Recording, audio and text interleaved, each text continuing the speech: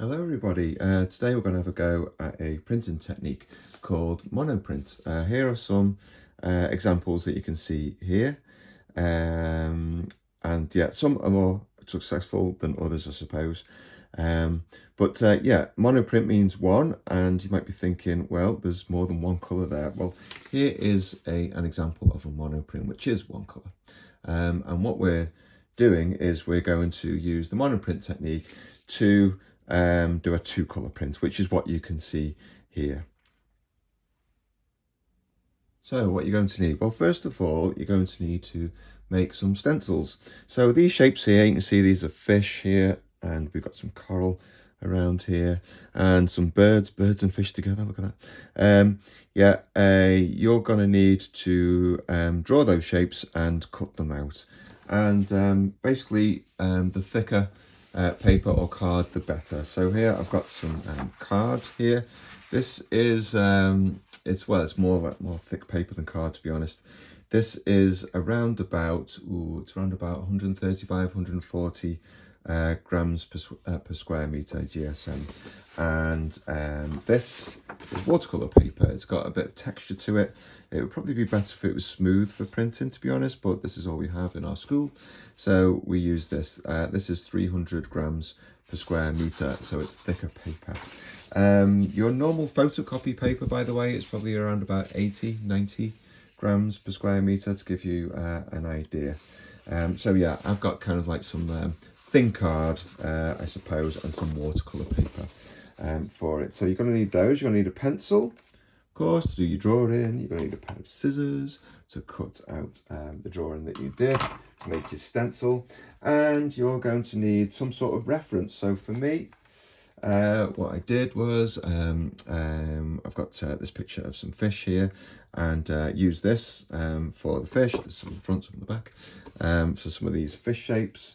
I was also inspired by some of the cutouts made by Henri Matisse, who was an artist working in France in, about 100 years ago. But just after the war in the late 1940s, he started only using a pair of scissors and coloured paper to make art. So all of these are made just with scissors and paper. And what I like about them is the simplicity of them. So because he's using scissors, he's had to keep it kind of chunky, so not lots of detail, and that's really important, because it's if you have something a shape with lots of detail, it'd be very difficult to cut out. We've even got abstract ones. I think this one's called the snail, which I think is in the Tate in Liverpool as well, or it's there sometimes at least. I was inspired to do some birds when I saw this. Just very simple bird shapes, see, very simple leaf shapes you've got there. So yeah, and one of his more well-known ones, if I can just find it, whoops, yeah, that's a good one as well. Lots of simple shapes. But yeah, the one I was looking for, yeah, things like this, where he has like the human figure in different poses, but he's kept it nice and simple, not loads of detail. He's not tried to put in every toe and every finger, as you can see. So he's kept it nice and simple, and I think they're really effective. So yeah, you could take your inspiration from anywhere you like. If you need to link it to the curriculum, for example, I'll show an example where we do we could do the if you do in ancient Egypt, you could do the pyramids, for example.